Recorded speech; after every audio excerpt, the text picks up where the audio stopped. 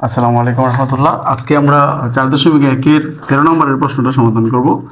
দেখেন এই যে এখানে এক্স আছে, এক্স কমন নিলাম আমরা। তারপরে দেখেন এইটার সাথে এটা কি পাওয়ার কি আছে, পাওয়ারের সময়টা আমরা বিয়োগ করব, ঠিক আছে? তাহলে আমরা 1/ab, আর উপরে কি আছে ab, ওকে এক্স, তারপরে b/c, তারপর 1/bc, ওকে b মাইনাস c, এই যে এখানে এক্স কমন নিলে b মাইনাস c 1/bc, ওকে এক্স নিলে c মাইনাস a 1/ca, ওকে দেখেন এখানে এক্স কমন নিলে c মাইনাস a, ঠিক আছে? c মাইনাস a পাওয়ারের সময় বিয়োগ হবে, পাওয়ারের সময় কি হবে, মানে এই যে ভাগের সময় পাওয়ারগুলো কি হবে, বিয়োগ হবে। সহজ কথা হচ্ছে এই যে দেখেন এটার সাথে এটা পাওয়ার আছে, তাহলে a minus b 1/ab, x নিলে b minus c 1/bc, x common নিলে c minus a 1/ca, okay x.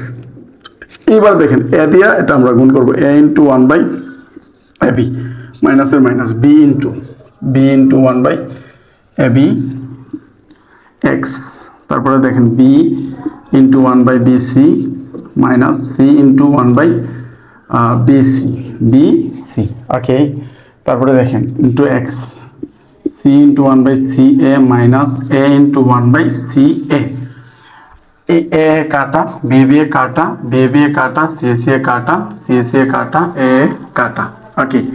এইবার দেখেন এক্স কি থাকে, x 1/b minus 1/a into x 1/c minus 1/b, x 1/a minus 1/c, ওকে। এবার দেখেন x x x, আমরা একটা এক্স কমন নেব, আর দেখেন আর এই যে এখানে কি আছে, গুণ আছে, এই যে যেখানে গুণ আছে গুণের সময় আমরা কি করব, যোগ করে দেব, minus 1/bc plus 1/a minus 1/c। এবার দেখেন প্লাসের 1/b মাইনাস 1/b কাটা, প্লাসের 1/c মাইনাসের 1/a কাটা, প্লাসের 1/c মাইনাসের 1/c কাটা, সব কাটা।